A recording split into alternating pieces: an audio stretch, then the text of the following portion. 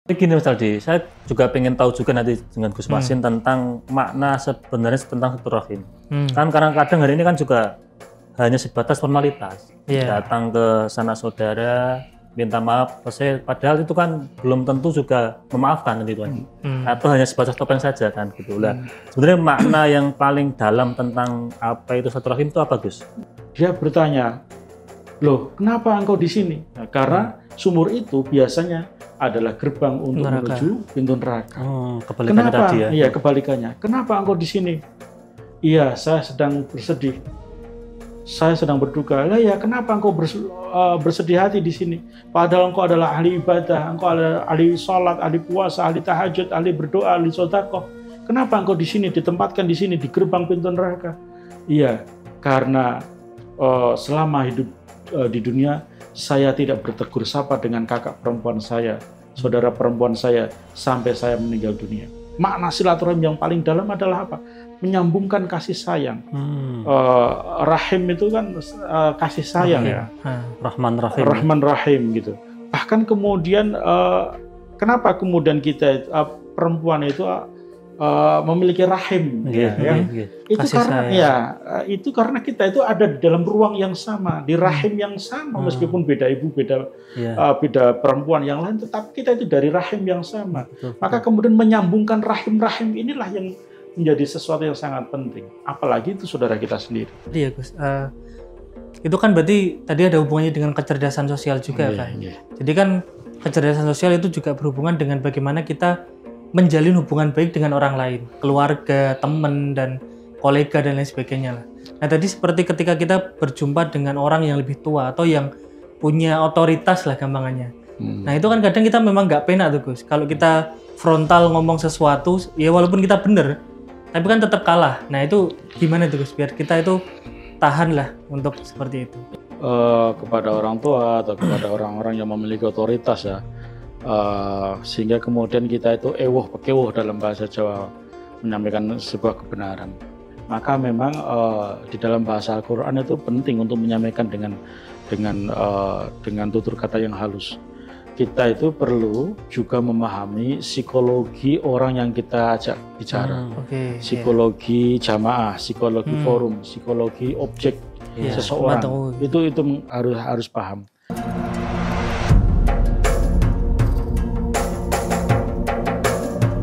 Assalamualaikum warahmatullahi wabarakatuh. Alhamdulillahirabbil alamin wa bihi nasta'in ala umuri dunya waddin sayyidina wa maulana Muhammadin wa ala alihi wa sahbihi ajmain. Rabbi shrah li sadri wa yassir li amri wahlul 'uqdatam min lisani yafqahu qawli amin. Pemirsa MJT TV, para penonton, sahabat ngopi dan pendengar Radio Dais dimanapun Anda berada. Pertama-tama mari kita panjatkan syukur kita kehadirat Allah Subhanahu wa taala yang mana pada kesempatan kali ini kita bisa berjumpa kembali di acara ngopi ngaji online perkara Islam. Kedua kalinya salawat dan salam semoga tercurahkan dari Nabi Agung kita Nabi Muhammad SAW. Semoga mahabbah kita kepada baginda Rasul dapat memudahkan hidup kita di dunia dan kelak di yaumil qiyamah kita mendapatkan syafaatnya. Amin amin ya rabbal alamin. Pemirsa MJT TV, para penonton, sahabat ngopi dan pendengar Radio Dais dimanapun Anda berada. Alhamdulillah kita bisa bersua kembali di acara ngopi ngaji online perkara Islam, dan pada kesempatan kali ini kita sudah sampai di episode yang ke-220. Nah seperti biasa pada episode kali ini saya melihat teman ngopi saya ini ada Mas Aldi. Assalamualaikum Mas Aldi. Waalaikumsalam warahmatullahi wabarakatuh. Kabarnya sehat Mas? Alhamdulillah sehat. Mas Anis gimana? Alhamdulillah sehat. Alhamdulillah sehat. Ini kita Mas Aldi ini sudah sampai di Lebaran ini. Nah, tepatnya di bulan Syawal. Iya, masih di bulan Syawal. Tapi kan masih ada suasana Lebaran. Dari rayanya sudah masih kelihatan itu. Masih ada acara silaturahim, kemudian juga ada acara halal bihalal kan gitu. Nah, Mas Aldi, kira-kira malam ini kita mengundang siapa ini? Nah, ini mungkin udah agak lama kita nggak ketemu nih Mas Anis. Jadi kita mengundang Gus Fasin. Nah, Assalamualaikum Gus. Waalaikumsalam warahmatullahi wabarakatuh. Sehat, Mas Anis, Mas Aldi, alhamdulillah sehat. Setelah kemarin 2 minggu yang lalu menyelesaikan kegiatan Ramadan dan memasuki indahnya Idul Fitri, alhamdulillah pada kesempatan kali ini bisa silaturahim dengan teman-teman di MAJ TV dan terutama pemirsa yang budiman. Tapi ini Gus, ini kok yang beda saya sendiri nih Gus. Mendengar sama Mas Aldi kok tambah subur, saya kebalikannya ini. Iya. Jadi kemarin itu Ramadan mungkin berkurang 2-3 kilo, tetapi setelah Idul Fitri itu sekarang malah nambah. Jadi nambahnya 5 kilo. Banyak suguhan makanan. Iya. Mundur 3 kilo, nambah 5 kilo. Wah, nambahnya malah banyak gitu ya. Nah Mas Aldi, bagus. Malam ini kita kira-kira mau bahas apa ini? Nah ini kan kita masih suasana Lebaran juga, Mas Anies, setelah Lebaran ya. Nah kita akan membahas tentang yang khas di bulan Syawal, khususnya di Indonesia itu, yaitu silaturahim. Nah, ya itu kan kita pasti berhubungan dengan orang lain dan itu berhubungan dengan sosial. Nah kita juga lebih khususnya kita akan membahas tentang kecerdasan sosial kita, terutama di Syawal ini kan kita cocok ini kalau kita membahas tentang kecerdasan sosial gitu. Tapi gini Mas Aldi, saya juga pengen tahu juga nanti dengan Gus Masin tentang makna sebenarnya tentang silaturahim. Kan karena kadang hari ini kan juga hanya sebatas formalitas, datang ke sanak saudara, minta maaf, padahal itu kan belum tentu juga memaafkan nanti Tuhan, atau hanya sebatas topeng saja kan gitu lah. Sebenarnya makna yang paling dalam tentang apa itu silaturahim itu apa Gus? Oke, kita bisa mulai. Saya mau menyapa dulu dengan pemirsa di rumah. Bismillahirrahmanirrahim. Assalamualaikum warahmatullahi wabarakatuh. Waalaikumsalam. Hamdan wa syukurillah, la haula wa la quwata illa billah, amma ba'd. Para pemirsa MAJT TV yang dirahmati Allah dimanapun Anda berada, alhamdulillah pada kesempatan kali ini bisa bersilaturahim kembali, menyambung kembali untuk mendiskusikan sesuatu yang sangat penting di suasana pasca Idul Fitri ini terkait dengan silaturahim.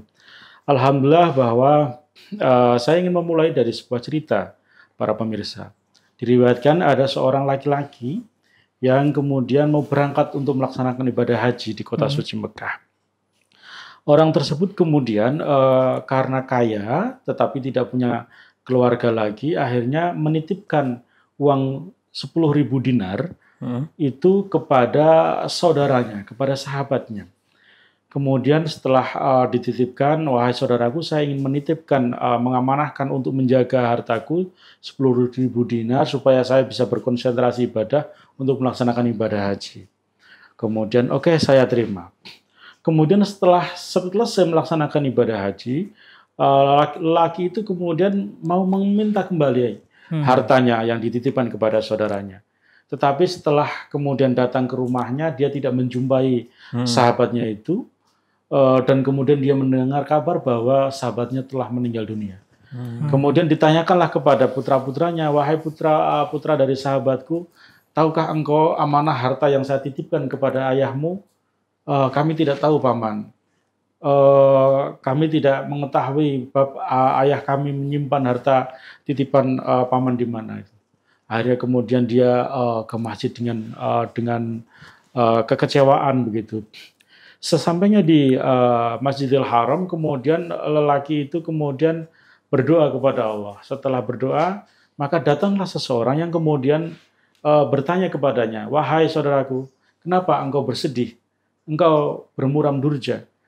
Ya, Bapak, saya memang sedang bersedih. Kenapa engkau bersedih? Karena saya telah mengamanahkan uang 10.000 dinar kepada sahabatku, tetapi ketika saya mau minta, ternyata sahabatku telah meninggal dunia. Oke, kalau begitu sekarang silahkan kamu melaksanakan 2 rakaat untuk sholat sunnah, dan kemudian bertanyalah di mulut sumur Zam-Zam. Gitu. Akhirnya orang soleh tadi itu kemudian dia melaksanakan sholat. Setelah melaksanakan sholat 2 rakaat, sholat sunnah, akhirnya kemudian di mulut sumur Zam-Zam kemudian dia bertanya, wahai saudaraku, di mana engkau meletakkan uang 10.000 dinar? Itu sampai diulang 3 kali. Wahai saudaraku, di mana engkau meletakkan uang 10.000 dinar? Wahai saudaraku, di mana engkau meletakkan 10.000 dinar? Ternyata tidak ada jawaban. Padahal biasanya lazim masyarakat saat itu ketika dia bertanya kepada sumur Zam-Zam itu akan mendapatkan jawaban niscaya. Karena apa? Karena sumur Zam-Zam adalah gerbang ke surga. Kalau memang sahabatnya dia itu soleh, maka kemudian mestinya harus ada jawaban. Ada jawaban. Ada jawaban. Akhirnya kemudian dia masgul, kembali ke masjid lagi dengan berduka cita, nggak mendapatkan jawaban. Akhirnya berjumpalah dengan orang yang tadi menasihati di masjid. Gimana saudaraku? Tidak ada jawaban di sumur Zam-Zam. Oke? Kalau memang tidak ada, kamu sholat dua rakaat sholat sunnah dan ke Yaman. Di sana ada sumur Barhut. Kamu silahkan bertanya di sumur itu. Akhirnya dia melaksanakan sholat sunnah 2 rakaat dan kemudian pergilah ke Yaman untuk bertanya di sumur Barhut tadi. Dan ternyata ketika bertanya, wahai saudaraku, di manakah engkau menempatkan uang 10.000 dinar yang aku amanahkan, aku titipkan kepadamu? Kemudian ada jawaban, iya sahabatku, uangmu masih ada di dalam kamarku, di bawah tempat tidurku, aku simpan di sana. Silahkan engkau bertanya kepada putriku. Kemudian akhirnya dia bertanya, loh kenapa engkau di sini? Nah, karena sumur itu biasanya adalah gerbang untuk menuju pintu neraka. Kebalikannya kenapa? Tadi ya? Iya, kebalikannya. Kenapa engkau di sini? Iya, saya sedang bersedih. Saya sedang berduka. Lah ya, kenapa engkau bersedih hati di sini? Padahal engkau adalah ahli ibadah, engkau adalah ahli sholat, ahli puasa, ahli tahajud, ahli berdoa, ahli sedekah. Kenapa engkau di sini, ditempatkan di sini, di gerbang pintu neraka? Iya, karena selama hidup di dunia, saya tidak bertegur sapa dengan kakak perempuan saya, saudara perempuan saya, sampai saya meninggal dunia. Maka kemudian akhirnya tolong sampaikan kepada anak-anakku, carilah bibinya dan mintalah ampun untuk diriku ini, gitu kan. Akhirnya orang yang soleh tadi, yang berhaji tadi, kemudian pulang kembali ke Mekah dan akhirnya bertanya kepada putra-putranya, ya, kemudian dicari uang 10.000 dinar itu masih ada di kamar dan kemudian ditanyalah, wahai anak-anak dari sahabatku, ketahuilah, apakah engkau punya bibi perempuan? Iya, paman kami punya bibi. Mintalah ampunan untuk ayahmu karena ayahmu telah melukai hatinya, tidak bertegur sapa selama hidupnya gitu. Akhirnya, oke, paman kami antarkan kami ke sana gitu. Akhirnya ke sana dan kemudian setelah menyampaikan permohonan maaf, saudara perempuannya itu menangis sejadi-jadinya. Dan merelakan dan mengikhlaskan dan memaafkan kepada saudaranya yang telah meninggal dunia. Kemudian singkat cerita, orang yang soleh itu telah bermimpi berjumpa kepada lelaki itu dan ternyata alhamdulillah sudah ditempatkan di taman-taman surga, kira-kira gitu. Masya Allah. Nah, dari kisah sederhana ini menjadi menarik, penting untuk kita cermati adalah betapa pentingnya kita itu bersilaturahim. Betapa pentingnya kita menyambungkan kalau tadi Mas Anies, makna silaturahim yang paling dalam adalah apa? Menyambungkan kasih sayang. Rahim itu kan kasih sayang ya. Rahman Rahim. Rahman Rahim gitu. Bahkan kemudian kenapa kemudian kita perempuan itu memiliki rahim? Itu karena kita itu ada di dalam ruang yang sama, di rahim yang sama, meskipun beda ibu, beda perempuan yang lain, tetapi kita itu dari rahim yang sama. Maka kemudian menyambungkan rahim-rahim inilah yang menjadi sesuatu yang sangat penting. Apalagi itu saudara kita sendiri. Apalagi itu saudara kita sendiri. Oleh karena itu maka momentum Ramadan ini, momentum Syawal yang masih tersisa suasana Lebaran ini, manfaatkan betul-betul. Kalau kemarin beberapa hari yang lalu yang sedang melaksanakan Syawal halal bihalal hanya sekedar salaman, tidak cukup dengan itu. Kalau ada yang memiliki dosa-dosa khusus kira-kira begitu, haturkan dengan ketulusan hati, dengan keikhlasan jiwa, matur dengan apa adanya bahwa mohon maaf saya pernah melakukan kesalahan ini. Dalam tradisi kita itu kan cukup kalau dulu orang Jawa itu agak komplit ya. Ngaturaken sugeng riyadi sedaya kalepatan nyuwun agung pangapunten nyuwun tambahing pangestu mugi-mugi hajat dalem dipun ijabah dhateng Allah. Itu komplit itu. Sekarang itu sudah enggak, tradisi itu sudah hilang menjadi minal aidin wal faizin ya loh. Apanya ini minal aidin wal faizin? Kadang malah gini Gus, kosong-kosong ya. Ya kosong-kosong ya itu. Ya jadi kok minal aidin sama-sama loh, sama-sama apanya gitu. Jadi penting untuk mengikrarkan permohonan maaf itu supaya apa? Ya yang dimintai maaf juga tahu mengikhlaskan gitu. Kalau misalkan dulu masa kecil kita pernah di pohon mangga tetangga kita ngambil tanpa izin, itu disampaikan itu. Dulu kiai-kiai di musola-musola kita mengajarkan begitu. Ayo sapa sing mundut peleme tanggone gitu. Nanti Idul Fitri minta maaf loh itu. Itu karena bentuk pengakuan pengikhlasan kita sehingga kemudian karena pada momen Lebaran nggak mungkin kemudian yang punya mangga itu marah-marah, gitu kan ya. Jadi ya wes nah ya podo-podo gitu kan ya wes tak sepuro gitu. Itu penting. Jadi artinya menyambung silaturahim adalah menyambungkan kembali kasih sayang. Orang yang memiliki kasih sayang dalam frekuensi yang sama itu ya tetap akan nyambung begitu. Orang meskipun dekat, tapi kalau tidak dalam frekuensi yang sama, itu nggak nyambung. Betul. Dia ngomongnya ya harus dengan ada yang keras, gitu. Harus dilontarkan dengan kata-kata yang keras. Tetapi kalau misalkan sudah satu frekuensi, cukup pakai kedipan mata kayak gini sudah paham. Sudah paham. Karena apa? Karena hatinya nyambung, gitu. Jadi bahkan kemudian dulu teman-teman mengkategorisasikan gitu ya, ada istilah silatul qalbi warruh wal jasad. Menyambungkan silatul qalbi, menyambungkan hati. Itu kalau dari thariqah ya, bagaimana kita bisa menyambung hati dengan guru-guru kita dengan melakukan robitoh ya. Silatul qalbi warruh wal jasad. Warruh ini ya sambungnya satu jiwa itu tadi, satu jiwa, bahwa kita itu satu jiwa. Min nafsi wahidah itu kan dalam bahasa Quran itu. Kemudian wal jasad, ya jasadnya silaturahim ini tadi yang senyatanya tadi kita bertemu dan berjumpa tadi. Jadi tidak hanya sebatas jasad saja tapi juga ruhnya, hatinya juga nyambung itu. Karena kadang-kadang jadi tadi yang jenengan di awal tadi kita itu berketemu, bersalaman, bertegur sapa, tapi jiwanya nggak sambung ya, hatinya nggak ketemu, itu sama aja kan. Nah, ini kalau berbicara tentang silaturahim tadi ya Gus. Tadi kan berarti itu dia tidak bertegur sapa dengan saudaranya gitu. Iya. Nah ini mungkin ada satu kondisi yang mungkin saya bertanya-tanya juga nih Gus. Jadi mungkin kadang kita itu nggak bertegur sapa karena dia itu sebenarnya yang salah itu sebenarnya dia gitu loh. Dia yang gampangannya mungkin membuat kesalahan, terus akhirnya dia itu jadi marah sama kita atau apalah gitu loh.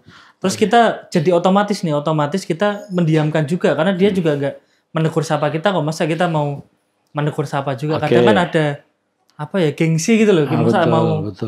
Masa mau menegur sapa duluan gitu loh. Oh yang salah dia. Nah itu gimana Gus? Ya, jadi selama kita belum berdamai dengan diri kita sendiri dan menganggap bahwa dia selalu salah di hadapan kita, maka selama itu pula kita nggak tenang. Begitu. Jadi selama itu pula kita akan terbayang-bayang dengan dia itu. Justru ketika kemudian kita sudah mengikhlaskan, kita menganggap bahwa tidak ada masalah, kita ketemu say hello, hi, kita dengan berbahagia menyapa dia. Nanti yang sakit dia.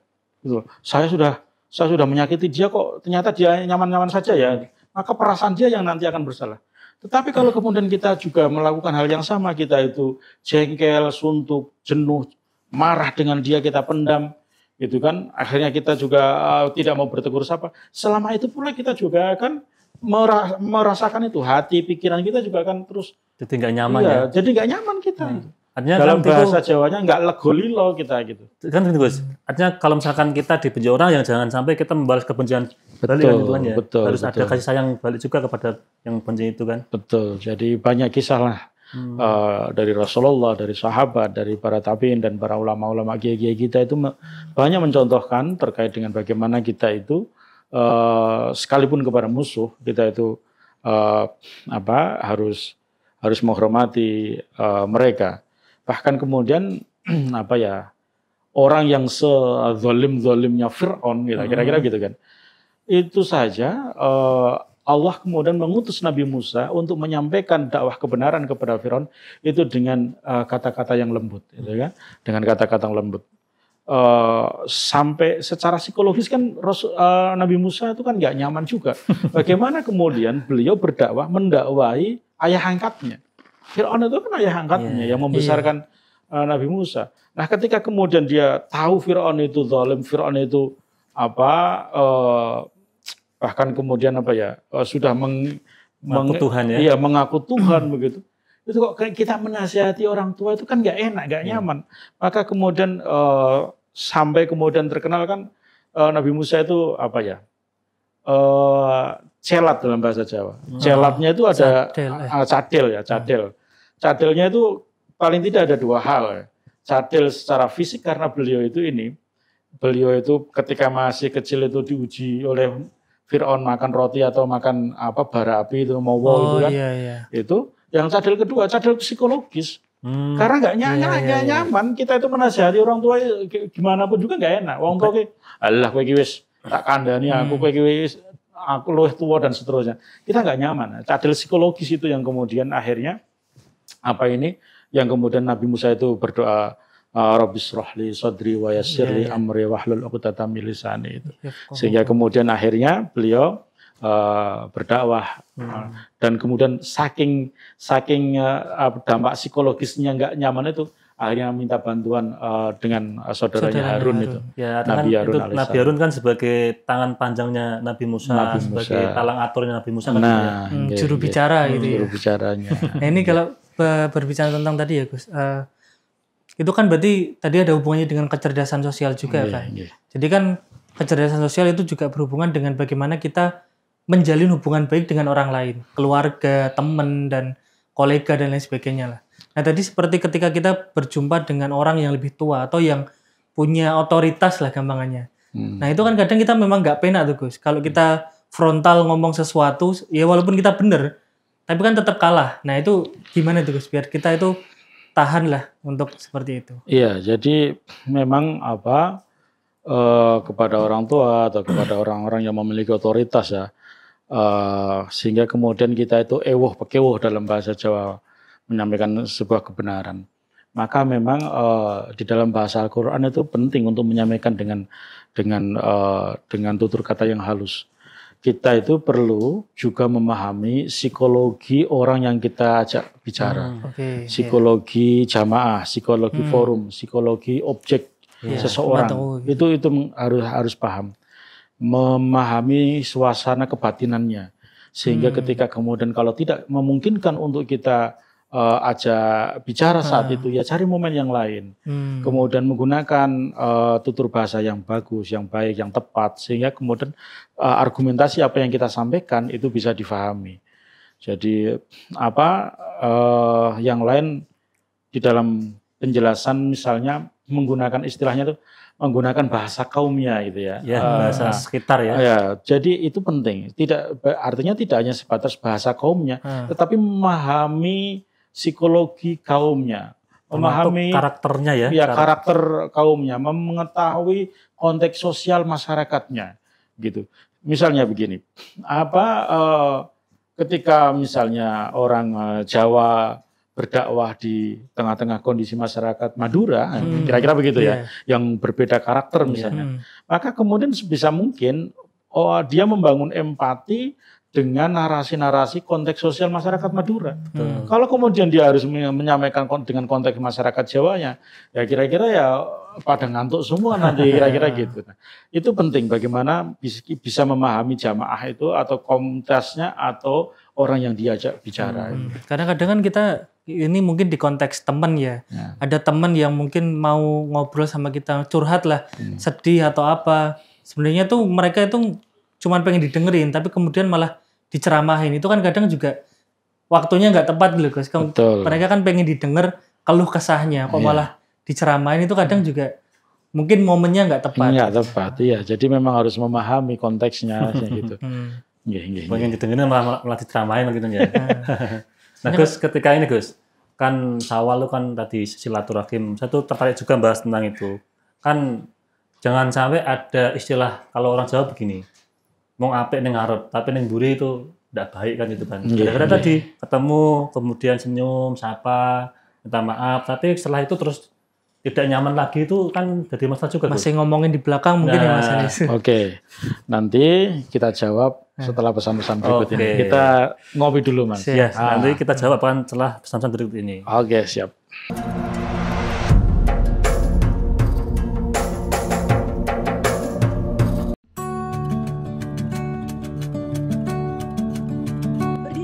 bagian tengah Pulau Jawa, inilah Masjid Agung Jawa Tengah. Tak sekedar menjadi tempat ibadah, namun juga destinasi religi yang asyik, bersejarah dan mendunia. Perpaduan budaya dari berbagai penjuru dunia, seperti pada kubah Masjid ala Timur Tengah, minaret khas Semenanjung Balkan, serta sentuhan arsitektur Jawa, semakin menambah keindahannya. 6 buah payung raksasa, gerbang Al-Qanatir khas Kolosium Roma, serta area manasik dengan replika Ka'bahnya menambah kemegahan setiap sudut Masjid Agung Jawa Tengah. Menjulang setinggi 99 meter, puncak Menara Al-Husna menyajikan panorama kota Semarang yang menakjubkan. Tak lupa, museum yang semakin menambah wawasan kita tentang perkembangan Islam di Jawa Tengah. Nikmati keseruan wisata pemancingan dan agrowisata dengan kebun kurma, melon, ubi, dan bawang merah.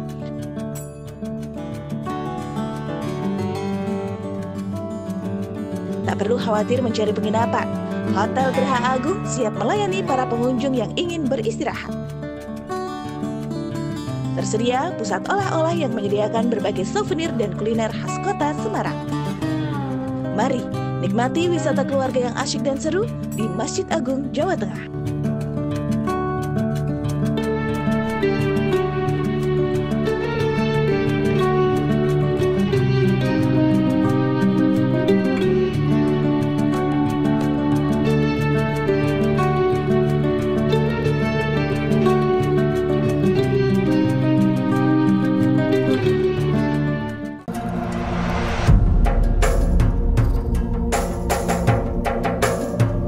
Pemirsa MCT TV, para penonton, sahabat ngopi, dan pendengar Radio Dais dimanapun Anda berada, kita kembali lagi di acara ngopi ngaji online perkara Islam. Ini bersama Gus Pasin dan Mas Aldi. Gus, ini kita bahas tentang bulan Syawal identik dengan silaturahim. Nah, tadi sebelum itu kan saya menyampaikan tentang orang yang silaturahim, orang yang minta maaf, orang yang saling sapa, tapi hanya baik di depan. Di belakang itu ngomongin yang enggak. Nah itu gimana Gus, biar kita bisa menyikapi itu Gus? Oke, terima kasih Mas Anis. Jadi orang ketika meminta maaf itu memang disyaratkan bahwa dia itu tulus, harus memiliki ketulusan, tidak basa-basi. Itu maaf sesungguhnya. Sama seperti kita ketika bertaubat kepada Allah, ketika kita bersalah, berdosa, kemudian bertaubat kepada Allah, maka harus ada ketulusan gitu. Bagaimana mungkin kita meminta maaf, minta ampunan kepada Allah, kemudian mengulangi dosa yang sama begitu. Nah, ketika kita sesama manusia memaafkan atau saling memaafkan atau meminta maaf, itu juga harus tulus. Sehingga kemudian beban psikologis yang kita miliki sebagai orang yang merasa bersalah kepada dia, itu memang kita plong. Tapi kalau kemudian dia itu meminta maaf tidak tulus, ya, beban kesalahannya ada pada dirinya. Beban kesalahannya ada di dirinya, bukan kepada orang yang kemudian diminta maaf dan sudah memaafkan gitu. Artinya memang segala sesuatu manusia itu memang pusatnya ada di hati ya. Jadi kalau hatinya itu baik, maka semua amalnya insya Allah juga akan baik. Tetapi kalaupun tidak, maka semua amalnya juga akan rusak. Gitu, fasadat. Tentang hati ya Gus. Okay. Nah kadang kan kita, mungkin ini Syawal hubungannya dengan mencari pasangan juga ya. Ini maksudnya kan kita mencari pasangan kan pengen nih. Mantu Gus ya. Pengen nih tahu karakter seseorang. Terutama ya gampangnya hati lah. Kita itu gimana cara kita tahu orang itu baik atau enggak itu dari mana Gus? Jadi gampangannya kita ya mungkin nggak mengetahui isi hati secara dalam lah. Setidaknya kita punya gambaran, oh ternyata dia seperti ini. Nah itu gimana Gus? Biar kita waspada lah. Gitu.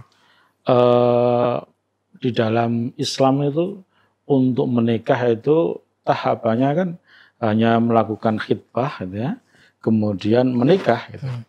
Dan ketika khitbah itu pun dalam tradisi Islam itu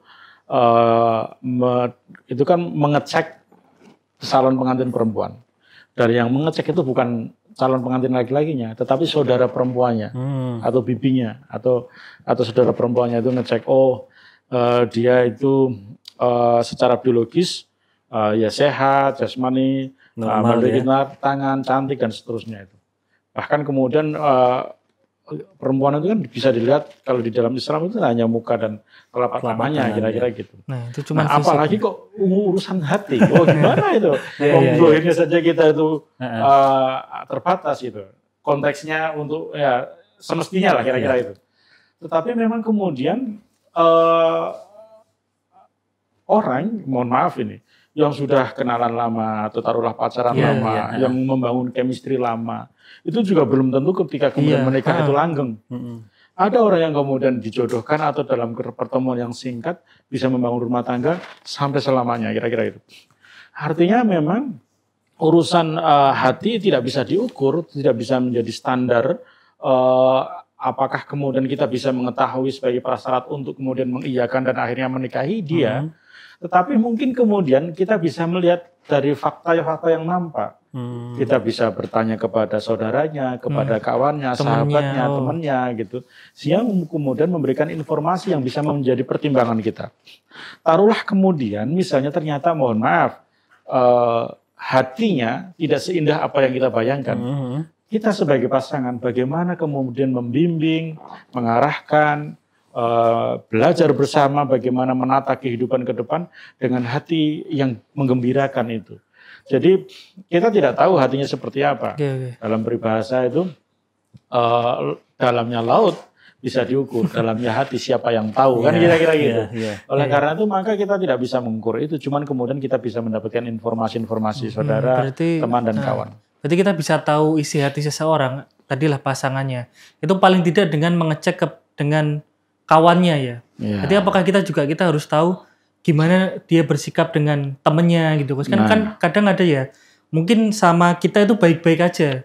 Sama kita itu perhatian, terus lemah lembut dan sebagainya. Manis di muka tadi. Ya kan nyambung sama itu. Tapi ternyata kalau sama temennya, dia sama temennya aja nggak baik. Ya mungkin dia baik sama kita karena dia butuh atau mungkin karena dia mau mengambil hati kita, kira-kira gitu. Ya memang begitu. Maka kemudian memang menentukan ini temanya menjadi mereka. Tapi ini berhubungan dengan sosial juga, Gus. Kan ada teman-teman tadi kan ya. Jadi kita mungkin perlu highlight ya dalam konteks ini memang Islam mengajarkan bagaimana kemudian kita itu tidak salah pilih. Maka mestinya agama itu memang dinomorsatukan. Jadi ketika kita menikah itu standar utamanya adalah agama, lidini. Kemudian nasabnya, kemudian kecantikannya, kemudian satu lagi Mas? Maliha. Hartanya, kira-kira gitu.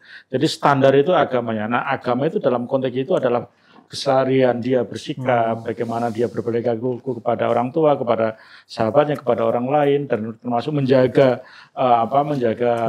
kehormatan dirinya itu penting. Ini menarik juga, Gus, tentang hubungan pribadi kemudian merambah ke hubungan sosial kan sekitar itu kan ya. Kadang juga ini, Gus, ada teman sudah baik tapi di kemudian hari kan nggak selalu baik, ada masalah juga. Kemudian jadi jauh. Nah itu kan perlu juga kita kasih sayangi, kemudian jadi damai lagi itu kan. Nah gimana Gus cara membangun biar teman-teman kan kalau di Islam sekarang ada acara halal bihalal reuni sama teman-teman lama itu. Itu gimana Gus? Jadi datangi dengan mengingatkan pada momentum-momentum yang menyenangkan dirinya. Kenangan-kenangan yang menyenangkan bagi kawan kita yang tadi itu. Atau kita bawakan oleh-oleh yang kira-kira membuat hatinya bahagia. Kita bawakan benda-benda memorable yang kemudian mengingatkan momentum-momentum kebahagiaan bersama itu penting.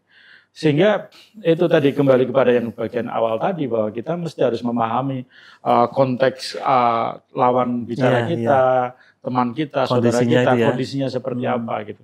Sehingga kemudian ketika kita mengajak untuk dalam tanda petik berbaikan kembali, itu memang akhirnya dia nyaman untuk kemudian kita saling memaafkan, kita saling damai gitu pada kekurangan kita masing-masing, kira-kira gitu. Nah itu kalau ada masalah berarti ya Gus. Nah sebelum kita jadi punya masalah itu kan kita tadi kalau kita membahas tentang empati.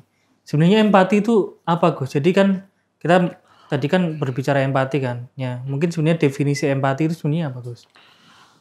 Apa ya? Jadi sederhananya yang kemudian kita pahami adalah memahami apa yang dialami oleh orang lain. Mencoba untuk mengerti apa yang kemudian dihadapi oleh orang lain. Maka ketika kita Ramadan beberapa bulan yang lalu itu dilatih untuk belajar berempati. Salah satunya adalah belajar untuk dengan lapar kita memahami kondisi orang-orang yang tidak berkecukupan, tidak beruntung, tidak bisa makan gitu. Akhirnya lapar itu begini ya, membangun empati dengan kita berpuasa. Nah, tidak hanya itu. Jadi banyak hal. Maka bagaimana kemudian kita bisa misalnya taruhlah contoh misalnya beberapa waktu yang lalu ada di beberapa tempat itu kan banjir itu. Ya banjir. Bagaimana kemudian kita membangun empati kepada korban banjir, sementara kita datang itu dengan naik helikopter, kita datang dengan naik kapal, perahu yang kemudian kita tidak mau kena secuil pun air yang kemudian mengotori kaki kita. Nah ini kan tidak membangun empati sebenarnya. Tetapi kalau kemudian kita datang, kita akhirnya ikut mengguyur ya, kaki kita basah-basahan gitu, itu kita membangun empati. Sehingga rasanya sama dengan apa yang mereka alami yang dirasakan oleh para korban banjir, kira-kira gitu. Misalnya ini daerahnya Mas Anies ini ya, langganan air ini. Langganan air itu. Ya tajri min tahtiyal anhar itu sudah seperti di taman-taman surga ada di bawahnya air mengalir terus itu di Sayong itu. Nah itu kan kita nggak bisa kemudian serta-merta sinis memberikan komentar sinis kepada masyarakat Sayong kalau misalkan yang kena rob, mohon maaf, kalau kemudian kita sendiri itu juga tidak pernah merasakan hal yang sama. Mungkin alah kaderkin ngono gitu kan, alah cuma gitu aja itu. Padahal itu banjir udah bertahun-tahun gitu kan. Sehingga kemudian mohon maaf kita harus mesti membangun empati itu. Kalau tidak ya kita nggak bisa merasakan apa yang kemudian mereka rasakan gitu. Berarti mungkin empati itu kita merasakan perasaan yang sama terhadap orang tadi ya. Kan mungkin beda juga Gus kalau kita cuman tahu tentang perasaannya gitu. Jadi kita tahu itu kan kayak misal dia sedih karena ini, dia marah karena ini, dia cuman tahu sebab musababnya tapi nggak merasakan langsung, itu kan beda juga kan akhirnya. Betul. Nah empati itu sebenarnya apakah dia itu dari lahir? Kan ada nih Gus, orang yang empatinya itu tinggi, misal gak enakan, dia itu sangat peka lah sama perasaan orang lain. Tapi ada juga orang yang bawaannya itu nggak peduli sama orang, cuek. Jadi nah, itu empati itu bisa dibangun, bisa dibentuk, bisa diarahkan begitu ya. Misalkan dalam tradisi kita itu di Jawa memang luar biasa, unggah-ungguh tepo seliro itu bagian bagaimana kita bisa membangun empati kepada orang lain. Ketika kepada orang yang lebih tua, kepada guru kita menunduk dengan rasa ta'zim, dengan rasa hormat, itu bagian dari membangun empati. Contoh-contoh sederhana misalnya kita naik Gojek gitu ya. Kita pulang ke rumah naik Gojek atau sejenisnya begitu.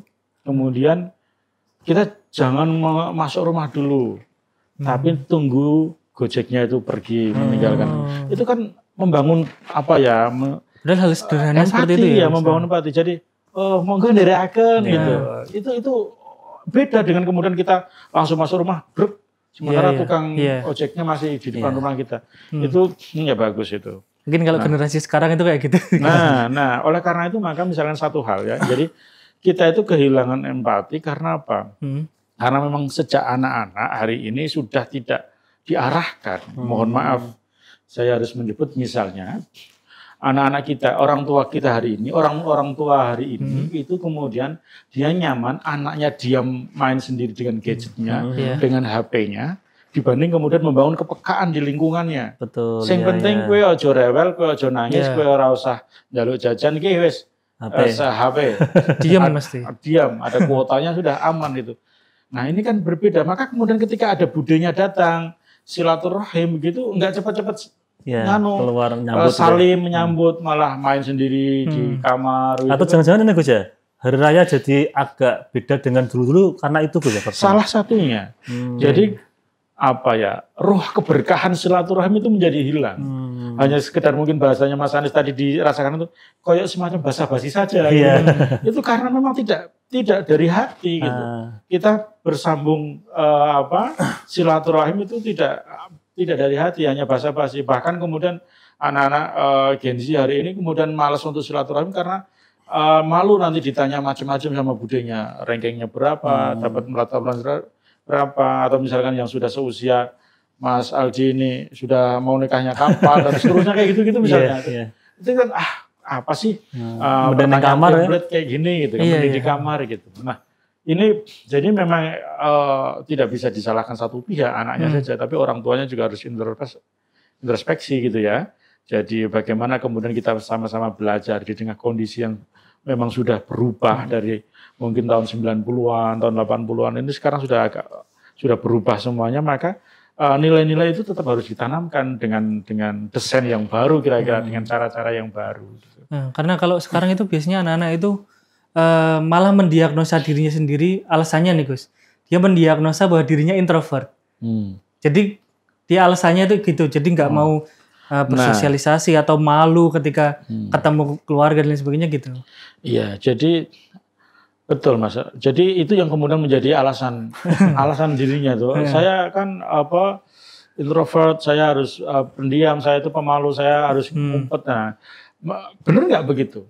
Kalau memang benar-benar begitu, berarti memang sejak kecil itu memang kondisi psikologisnya itu diarahkan oleh orang tuanya begitu. Coba kalau misalkan itu sejak kecil, ayo nak kita ke musola, kita jamaah, ayo kita silaturahim ke mbah, ke nenek, kita ke Pak Dimu yuk, gitu dan seterusnya. Itu membangun tadi membangun bagaimana kemudian dia bersosialisasi, ditanya teman-teman SD-nya siapa saja misalkan, temannya yang paling pintar siapa, temannya si ini siapa, gimana dan seterusnya. Nah orang tua kan hari ini nggak mau menanyakan itu. Mungkin ini Gus ya, orang tuanya itu kan pagi berangkat kerja, betul. Sore pulang kadang lebih sampai malam, dan sempat ketemu dengan anaknya itu Gus. Iya, jadi makanya kemudian ketika ada program full day school, itu orang tuanya, orang apa di sekolah terus gitu kan. Itu malah nggak bagus menurut saya, karena apa? Karena interaksi dengan orang tuanya menjadi sangat terbatas. Betul. Jadi orang tuanya datang dia sudah ngantuk, habis sisa sudah tidur, bangun pagi itu ternyata juga sudah harus berangkat kerja lagi orang tuanya. Jadi bagaimana kemudian membangun membangun hubungan yang baik dalam konteks keluarga dan masyarakat kalau kemudian interaksi itu tidak ada gitu. Karena memang sebenarnya introvert itu bukan alasan juga sih Gus, karena orang introvert itu bukan berarti dia nggak bisa bersosialisasi. Hanya mungkin porsinya aja, dia butuh waktu untuk dirinya sendiri. Jadi kadang kan kita alasannya jadi nggak bersosialisasi gitu kan. Nah itu masalahnya. Jadi kalau introvertnya hanya pada sebatas bahwa dia itu memang membutuhkan momen untuk sendiri dalam bahasanya Rasulullah itu kan bertahanus, menyepi di Gua Hira itu kan, nggak masalah untuk muhasabah begitu, khalwat gitu ya, suluk gitu. Tapi ketika momen harus bersama, harus bersosialisasi, ya itu juga harus dimanfaatkan. Ya, harus membawa dengan yang lainnya Gus ya. Jangan jadi alasan tadi kita tertutup kita faktanya itu makhluk sosial kan, nggak mungkin kita akan sendirian terus begitu. Nah ini Gus, kalau kita faktanya makhluk sosial Gus, bagaimana kita bisa cerdas secara sosial Gus? Kan juga ini penting juga biar kita nggak tadi introvert. Iya. Jadi kecerdasan sosial itu ya bagaimana kita cakap di dalam melihat fakta-fakta sosial, mengerti, memahami. Dalam bahasa filsafatnya first tone, memahami dunia di luar dirinya itu penting. Jadi karena itu bisa dibangun, bisa dilatih dari bersosialisasi sejak kecil. Sering berkumpul ya. Sering berdialektika. Misalkan orang tua hari ini itu khawatir kalau melihat anaknya berkonflik dengan temannya. Ketika anak-anak, jangan nakal, jangan. Tidak, itu biasa saja. Ketika nanti dewasa juga akan menemukan momentum dia harus berbeda pendapat dan berbeda pilihan dengan kawannya. Bukan kemudian jangan melarang dia berkonflik, tapi bagaimana dia menyelesaikan konflik kan gitu.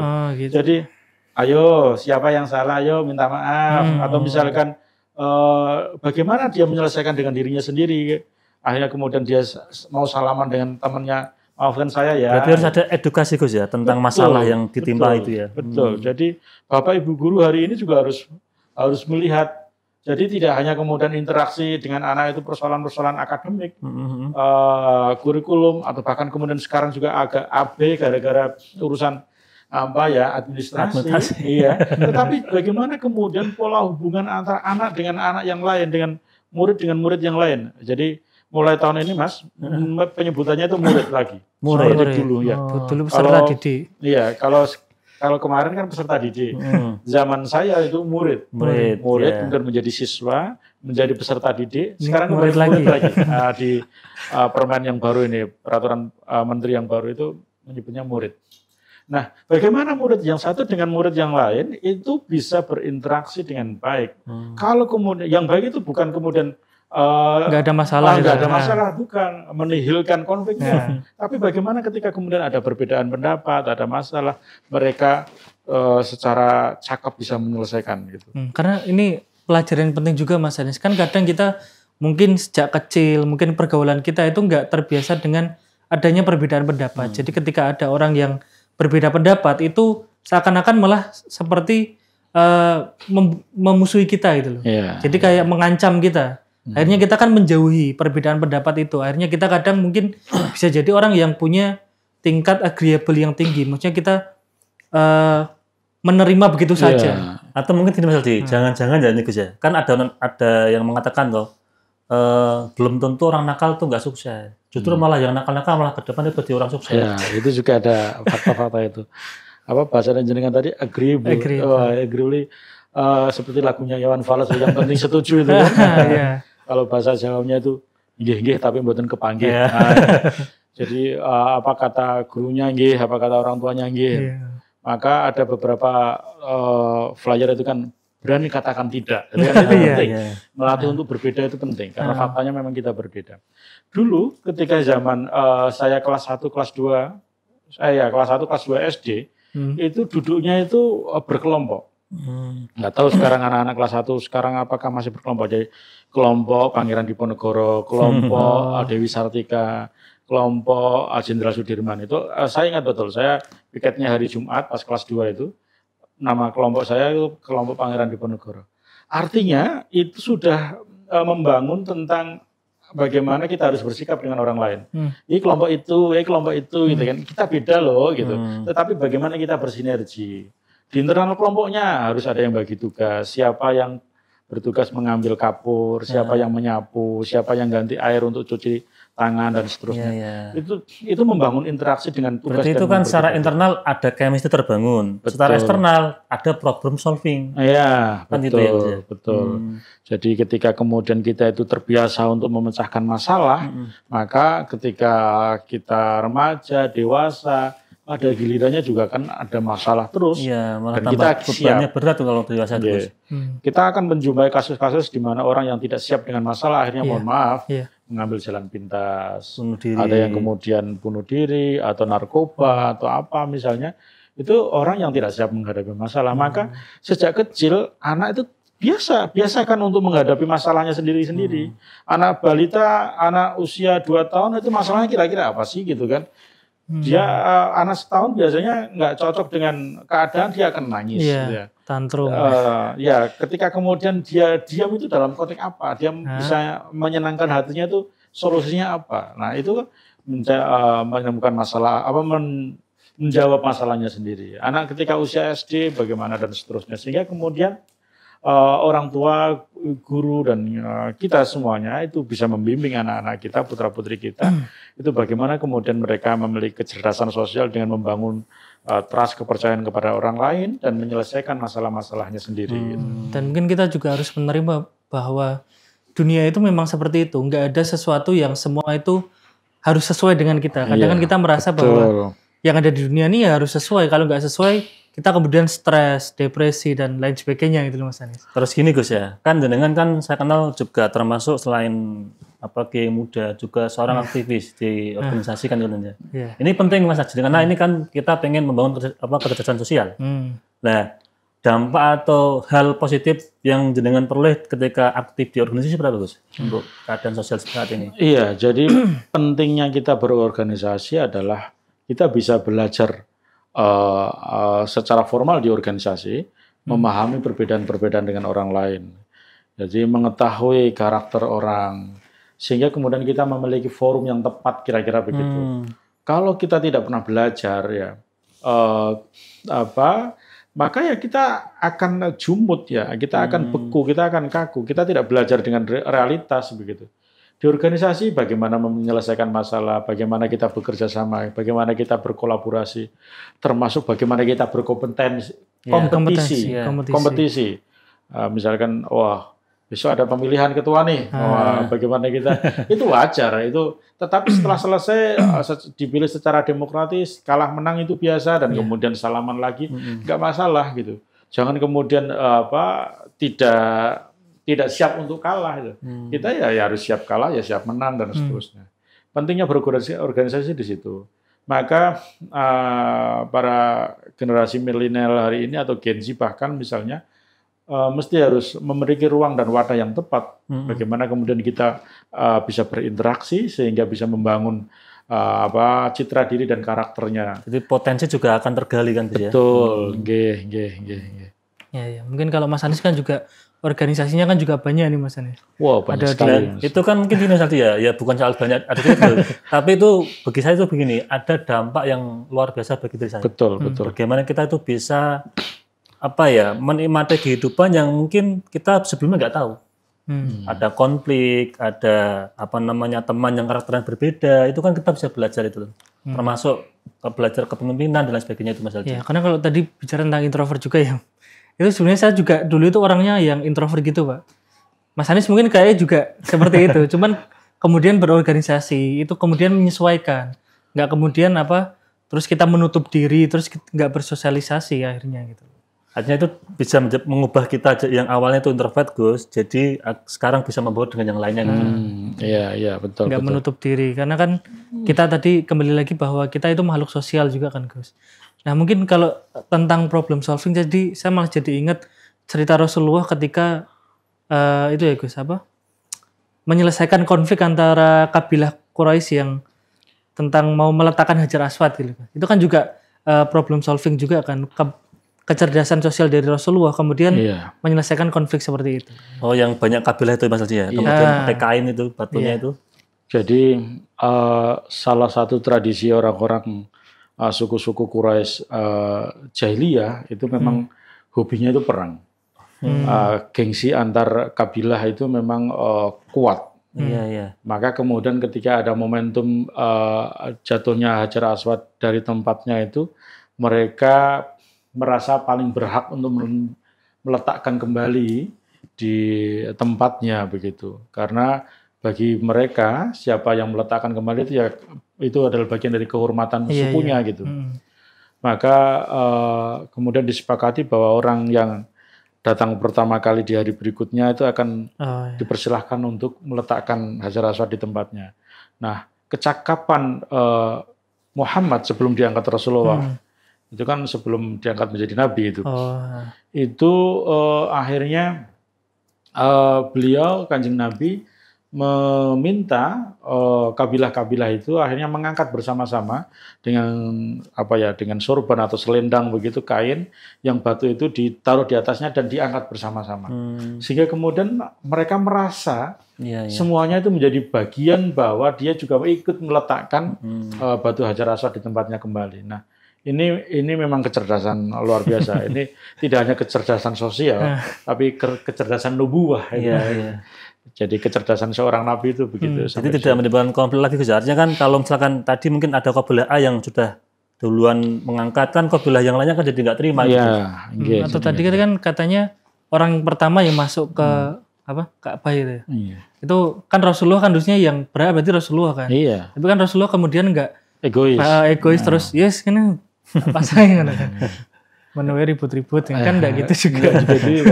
Jadi betapa Rasulullah itu memang keren, memang nabi. Padahal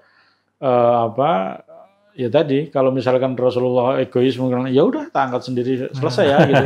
Itu bisa jadi, tetapi betapa kemudian beliau itu mau merangkul semuanya gitu. Karena kan mungkin berpotensi juga ketika Rasulullah yang masang itu kan pasti mungkin ada juga yang masih gerundel juga kan. Kalau nggak betul. Kopilahnya yang masang gitu loh. Gus, ini kita kembali ke bulan Syawal Gus, tentang tema malam ini kan silaturahim tadi. Silaturahim yang paling penting untuk bulan Syawal terutama Lebaran itu ke siapa saja Gus? Oke ya, jadi mungkin kemarin kalau belum ya ini nanti masih di bulan Syawal ya. Jadi pertama memang kepada orang tua. Sungkem ke orang tua, memohon ampun kepada orang tua, bapak, ibu, bagi yang sudah menikah ya pasangannya, suami atau istrinya, bapak, ibu dan mertuanya kalau bagi yang sudah. Kemudian guru-gurunya, penting menjalin komunikasi dengan guru-gurunya. Walaupun mungkin mohon maaf Gus, sudah meninggal Gus. Sudah meninggal. Nah, kemarin alhamdulillah saya menemukan riwayat di dalam kajian kitab tipis kemarin pas kegiatan Ramadan beberapa waktu yang lalu dengan anak-anak di pesantren itu ada penjelasan begini, kitabnya nama kitabnya Tuba Liman Ro'ani itu. Jadi di situ dijelaskan, mohon maaf, kitab yang satunya, kitab yang anak untuk SMK yang agak gede-gede itu dijelaskan begini, bahwa kalau kita itu menyambung kepada guru-guru, meskipun sudah meninggal dunia, kita berkirim Fatihah kepada beliau-beliau, atau bahkan kita mengunjungi menziarahi makam-makam beliau, itu makam-makamnya dihuni, dijaga oleh 2 malaikat. Dan malaikat itu akan mendoakan kebaikan sebagaimana apa yang kita doakan kepada guru-guru kita. Artinya kalau orang tua itu mengantarkan kita di dunia saja, menjadikan kita tahu di tumbuh dunia, kembang. Tetapi guru-guru kita itu mengantarkan kita untuk bisa menikmati kebahagiaan di akhirat. Maka penting kita itu menyambung, meskipun beliau-beliau sudah sepuh atau bahkan meninggal dunia, kita tetap mendoakan beliau-beliau itu, atau bahkan kemudian berziarah, karena setiap makamnya dijaga oleh 2 malaikat, dan 2 malaikat itu menjaga kebahagiaan, mendoakan kebahagiaan untuk kita yang mendoakan beliau-beliau itu. Berarti orang tua, kemudian guru, ya, saudara-saudara, yang kalau di Jawa itu pernah tua itu, yang disepuhkan, Pak D, Pak Le, Bule dan seterusnya. Kemudian jangan lupa juga tetangga dekat. Oh iya, sekitar rumah ya. Iya, kadang-kadang silaturahim yang jauh-jauh. Sementara saudara sendiri nggak dimintai maaf gitu kan. Tetangga itu beberapa ulama memberikan penjelasan ya 40 rumah dari kita. 40 rumah ke kanan, 40 rumah ke kiri, 40 rumah ke depan, 45 rumah ke belakang itu tetangga. Kalau dalam tradisi kita mungkin satu dukuh atau satu RW itu. Satu RT kan ya.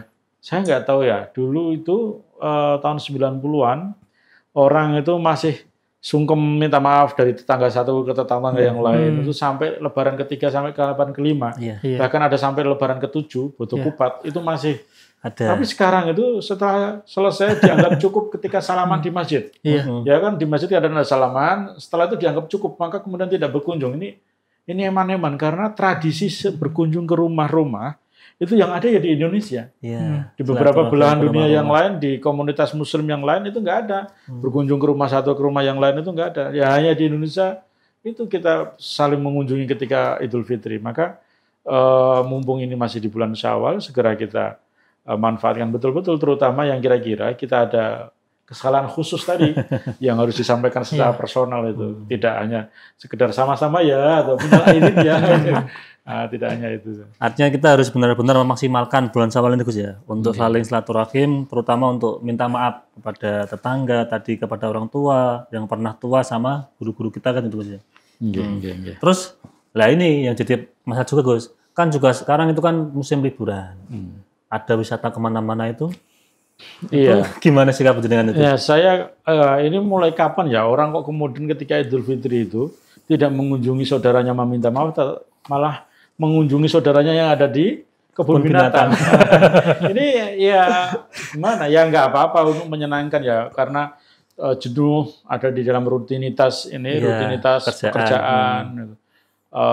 Ya nggak apa-apa refreshing, tetapi itu tersier lah, kebutuhan tersier. Kebutuhan kebutuhan primernya tadi membangun silaturahim dengan saudara, kawan, sanak saudara, family itu penting, sehingga kemudian tidak serta-merta harus refresh. Ya refreshnya nanti kalau sudah selesai semua itu ya. Gitu. Kan kadang sama orang tua sama ini belum selesai, kemudian sudah lari kemana, tempat wisata kan itu kan juga. Dan lagian juga berwisata itu kan tidak harus ketika Idul Fitri ya, mohon maaf misalnya. Ya mungkin beberapa orang memang kesempatannya hanya di bulan Syawal atau di Idul Fitri, tetapi sebenarnya secara umum ya kita bisa memanfaatkan misalkan di akhir tahun sekolah, di akhir tahun pelajaran, di akhir tahun mengawali tahun baru. Dan kan setiap weekend ada libur Gus ya? Iya, setiap weekend juga ada libur, ada Sabtu dan Ahad misalnya itu juga bisa dimanfaatkan. Tetapi ya kembali kepada masing-masing. Hanya saja memang prioritasnya adalah bagaimana kita saling silaturahim dengan sanak famili saudara gitu. Nah terakhir Gus, tentang orang yang kan pada mudik, kemudian tadi silaturahim, kan jangan sampai kita itu pamer tentang kesuksesan, punya apa, punya istri katakanlah begitu ya, punya rumah bagus, itu kan tidak boleh Gus ya? Iya, jadi apa istilahnya itu kalau di medsos itu apa? Fasting apa? Flexing ya. Jadi menampilkan kekayaannya, kesuksesannya itu. Jadi kadang-kadang kita ketemu kawan lama ya. Saya itu SMA lulus tahun 2000.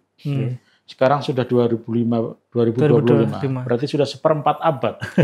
Saya nggak ketemu teman-teman SMA saya seperempat abad. Jadi ini ada reuni halal bihalal, reuni perak. Karena seperempat abad ya. Kadang-kadang teman-teman malas datang, itu merasa saya belum siapa-siapa, saya bukan apa-apa. Nah itu karena apa? Karena yang di bagian yang lain itu menunjukkan saya sudah jadi ini, saya sudah punya ini. Nah ini yang nggak bagus. Marilah kita berkumpul, bertemu sebagai saudara, sebagai teman, membangun keakraban dan keindahan sebagaimana dulu ketika kita bersekolah. Kira-kira begitu. Sehingga kemudian suasana reuni atau silaturahim atau halal bihalal itu memang betul-betul jauh dari pretensi untuk kita saling menyombongkan diri. Gitu.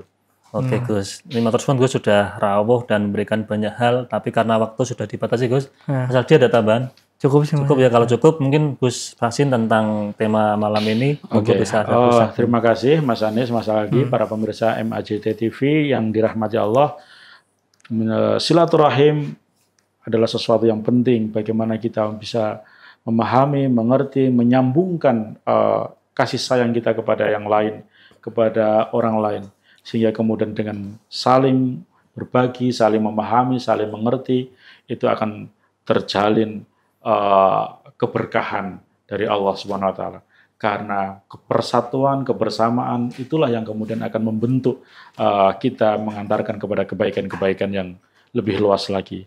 Demikian apa yang bisa saya sampaikan, kurang lebihnya mohon maaf. Wallahul muwaffiq ila aqwamit thoriq. Wassalamualaikum warahmatullahi wabarakatuh. Waalaikumsalam warahmatullahi wabarakatuh. Matur suwun Gus Frasin, Mas Aldi, terima kasih.